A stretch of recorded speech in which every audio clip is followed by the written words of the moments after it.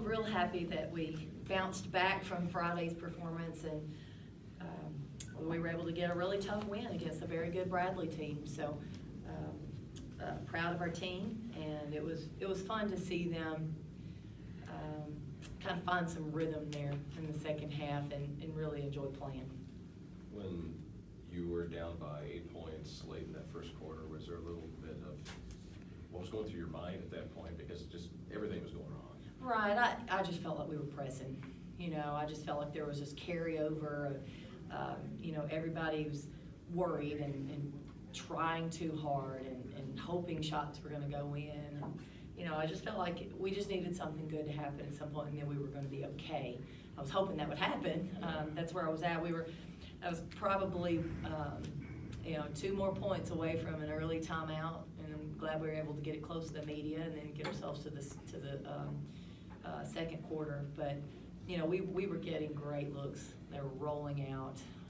You just got to hang tight with your defense at that point and hope you give yourself a chance. It seems like once that first 3 went down, it's like, oh wow, and then they just kept coming. Yeah, well, so we talked to the team that the message was we haven't forgotten how to play basketball. We still can make shots. We can defend, and just because you lose one game doesn't mean you've forgotten how to play. But I do think they were just pressing a little bit, and hopefully this will really settle things down. Where did the rhythm come from? Shooting 77% the whole second half. Well, I think it was an impressive performance in the second half offensively for sure, and really defensively, with the exception of a few possessions there in the third quarter. But it just takes a few people knocking down a shot to. That basket got a little bit bigger and a little bit bigger, and obviously Alexa did a really good job of finding her shot, getting it off, and knocking it down. And you need some easy buckets here and there. We got some easy ones. We knocked down some open shots, and when you knock down those open shots, that makes you feel good as a team. What have you noticed about Alexa's confidence level throughout the season? Is it varied at times? Well, I think it has varied a little bit in the past, but during this stretch, I think she's actually hung in there pretty good, probably as best of her career in terms of when she wasn't shooting great. I think she's to the point now, I think she realizes she puts in enough work that she can be confident. And, she's one that may miss some, but you just feel like the next one's going in. And we have several players like that. You just feel like the next shot's going to go in, and you just have to keep finding ways to be productive, whether it's grabbing an offensive board, getting a layup, making a play defensively, and kind of get yourself back in it. Speaking of confidence, both of them mentioned the practice yesterday as being a major contributor to helping them rebuild and get the win today. I'm sure it's hard to focus on specifics. Was it more of a morale correction yesterday in practice? Well, that's interesting to hear that. I didn't know they felt that way. We just needed, it's almost like a good wake-up call, just a reminder of what we need to do well. And we really kind of worked a lot on our offense and our spacing and our movement. I don't particularly think that carried over so much.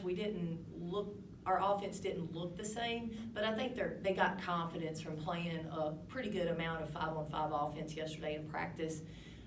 They took open shots, and everybody was really positive and encouraging each other. So it was a really good practice. So I'm glad to hear that they thought it carried over and gave them confidence. Just talk about Emily. Every once in a while a play doesn't go her way, but she seems to just keep hanging in there. Yeah, I think Emily provides us a great spark off the bench, and she gives us great post presence. She can score. She can knock down a shot. I think defensively she's doing a really nice job for us. But she's a big personality, so occasionally you can see all that emotion in her. And I think playing with a little bit of emotion is not a bad thing. But I thought she played with a lot of confidence today. I really did. I thought she looked as confident as she has looked, and felt like she could score. With what you guys know about Drake's experience and firepower, how much bigger does that make every game, knowing that you may need to win out to win the regular season?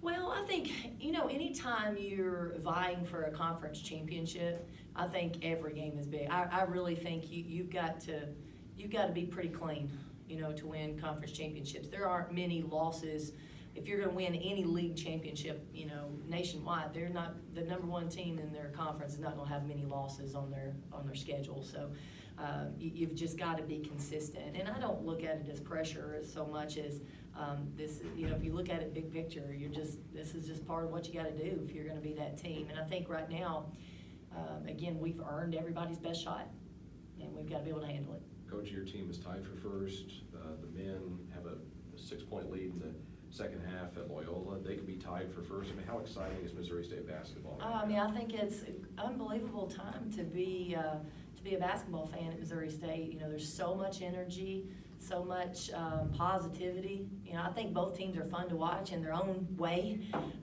You know, there's a lot of excitement, and you know, I just, it's awesome. It's awesome, and I think the teams are feeding off of each other. To be honest with you, I know our players get excited and follow the fellas just like they do us, and so I think it's fun. I think, you know, winning rubs off. Yes, Coach. Okay. All right. Thank you guys for coming.